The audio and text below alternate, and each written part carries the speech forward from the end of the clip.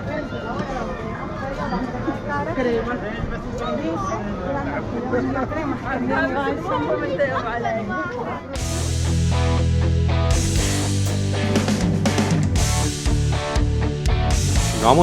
এবং স্বাগত ভূপর্যটকের চ্যানেলে। মনে অদম্য ইচ্ছে পৃথিবীর সব দেশে পা রাখার এবং একটু কাছ থেকে দেখা সেখানকার শহর, শহরতলি, গ্রাম, শিল্প, সংস্কৃতি, স্থাপত্য, স্থানীয় মানুষ ও তাদের দৈনন্দিন জীবন। এই উদ্দেশ্য নিয়েই আবার বেরিয়ে পড়া এলেম নতুন দেশে।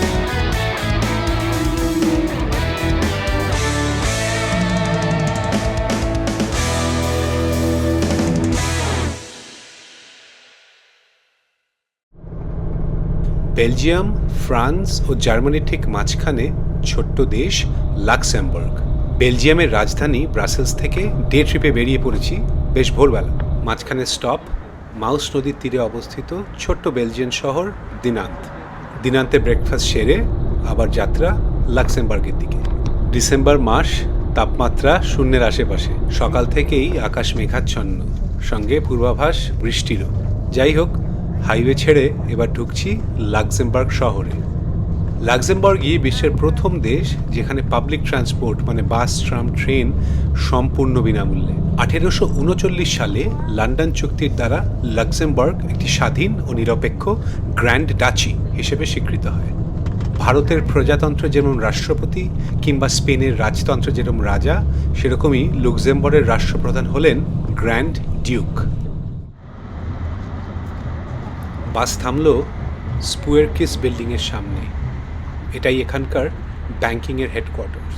বাস থেকে নেমেই অ্যাডলফ ব্রিজ, পেত্রুস উপত্যকার উপর দিয়ে বাস, ট্রাম, পথচারী সবার জন্যই মূল চলাচলের পথ। এই ব্রিজটাই শহরের নতুন অংশ থেকে পুরনো অংশের দিকে নিয়ে যায়।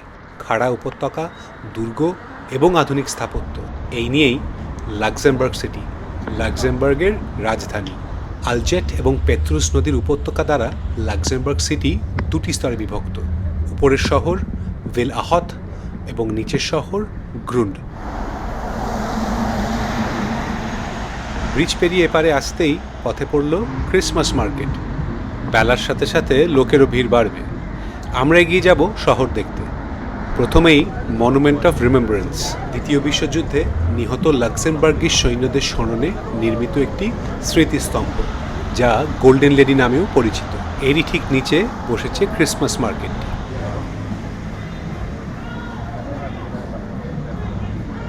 রাস্তা পেরিয়েই নত্রডেম ক্যাথিড্রাল, গথিক ও রেনেসাঁ শৈলীর এক সুন্দর মিশ্রণ। এই গির্জার নির্মাণ কাজ শুরু হয় 1613 সালে।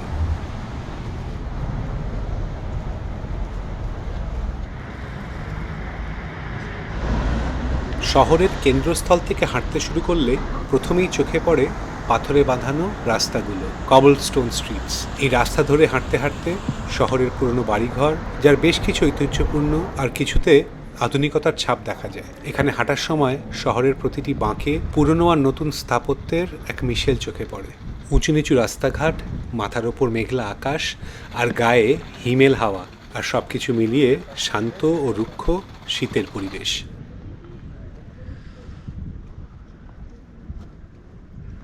উইলিয়াম স্কোয়ার, স্থানীয়দের কাছে এটি নিউডলার নামে পরিচিত।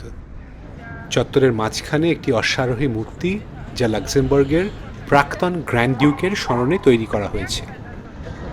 উইলিয়াম স্কোয়ারের পরেই রয়েছে বেশ কয়েকটি উল্লেখযোগ্য ভবন, যেমন সিটি হল, পার্লামেন্ট এবং তারপরেই গ্র্যান্ড ডিউকাল প্যালেস। এই বাড়িটি লুক্সেমবার্গের গ্র্যান্ড ডিউকের আনুষ্ঠানিক বাসস্থান। কার্যত এটি তাঁর কর্মস্থান। গ্র্যান্ড ডিউকাল পরিবার সাধারণত বার্গ ক্যাসেলে বসবাস করেন। এই প্যালেসের পতাকা যখন উত্তোলিত থাকে তখন এটা নির্দেশ করে যে গ্র্যান্ড ডিউক প্রাসাদের ভেতরে উপস্থিত আছেন। এরপরেই কোর্ট অফ জাস্টিস, ইউরোপীয় ইউনিয়নের বিচার বিভাগীয় কার্যক্রমের কেন্দ্রবিন্দু। এটি শহরের আধুনিক অংশ কের্চবার্গ। ফিশ মার্কেট, শহরের প্রাচীনতম স্কোয়ার। এটা একসময় মাছের বাজার হিসেবে ব্যবহৃত হতো। বর্তমানে এটি ছোট দোকান এবং ক্যাফে বেষ্টিত একটি ঐতিহাসিক স্থান। দেখতে দেখতে বেলা 12টা। আমরা এখন সেন্ট মাইকেলস চার্চের সামনে। একদিকে আষ্টেপৃষ্ঠে শীত কাপড় জড়ানো বাচ্চার দল প্রামে চড়ে বাবা মার সাথে, আর অন্যদিকে ট্যুরিস্টের ভিড়, দুই মিলে বেশ জমজমাট এখন এই চত্বর।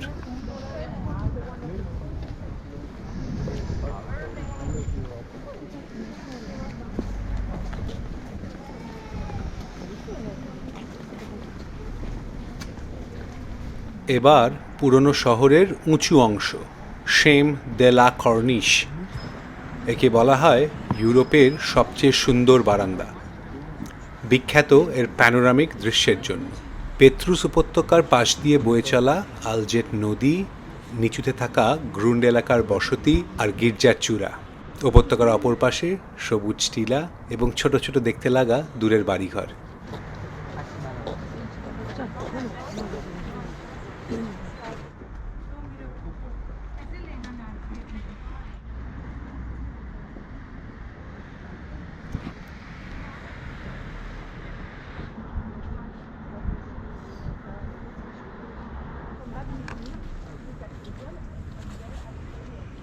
এই ঠান্ডায় বেশ কয়েক ঘন্টা ঘোরার পর দরকার এখন খাবার। খুব বেশি খোঁজাখুঁজি না করে ফিশ মার্কেটের ঠিক পাশেই দেখতে পাচ্ছি কম্পানারো রেস্টুরেন্ট।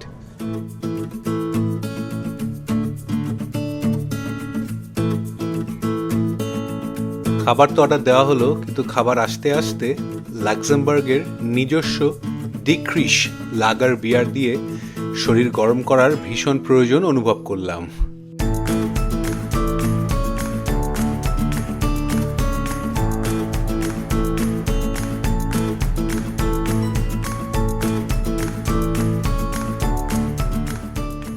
লাঞ্চ সেরে বেরোতে বেরোতে অন্ধকার আরেকটু বেড়েছে, যদিও ঘড়ি বলছে সবে 3:30। সামনেই ভিড় জমছে প্লেস দে লা কনস্টিটিউশনের ক্রিসমাস মার্কেটে। এই বাজারটি আনুষ্ঠানিকভাবে ওয়ান্টার মার্ট বা শীতকালীন বাজার নামে পরিচিত। লাক্সেমবার্গ সিটিতে প্রতি বছর শীতকালে, বিশেষ করে বড়দিনের আশেপাশে একটি বড় উৎসব হয় যার নাম উইন্টার লাইটস। এই উৎসবে পুরো শহরকে বিভিন্ন আলো দিয়ে সাজানো হয়, যা শহরটিকে ঝলমলে এবং উৎসব মুখর করে তোলে। প্লেস দে লা কনস্টিটিউশনের এই ক্রিসমাস মার্কেটটি এই উইন্টার লাইটসের একটি গুরুত্বপূর্ণ অংশ।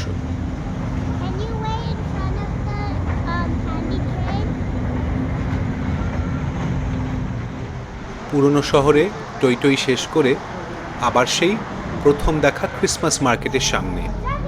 রিমেম্বারেন্স মনুমেন্টের নিচে সেই মার্কেট এখন বেশ জাঁকিয়ে বসেছে।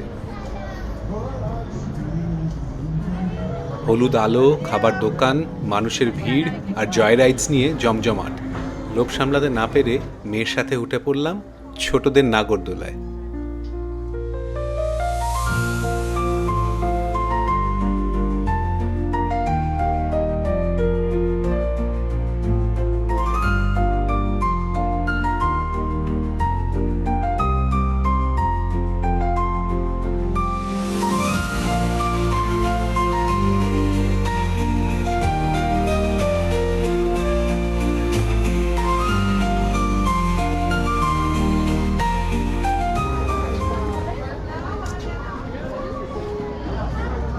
ক্রিসমাস মার্কেটের ট্রেডিশন অনুযায়ী একদিকে মল্ড ওয়াইন এবং ক্রিসমাস মার্কেটের ফাস্টফুড সসেজ, দোকানে দোকানে বিভিন্ন ধরনের সসেজ।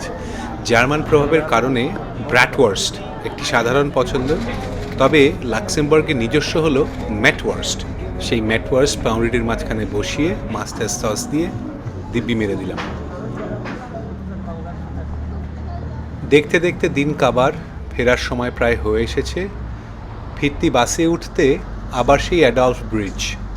মাঝ ব্রিজে পৌঁছতেই শুরু হয়ে গেল স্নোফল। বাস আর 200 মিটার দূরে, তাই চিন্তার কিছু নেই, বরং ব্রিজে দাঁড়িয়ে একটু উপভোগ করা যাক।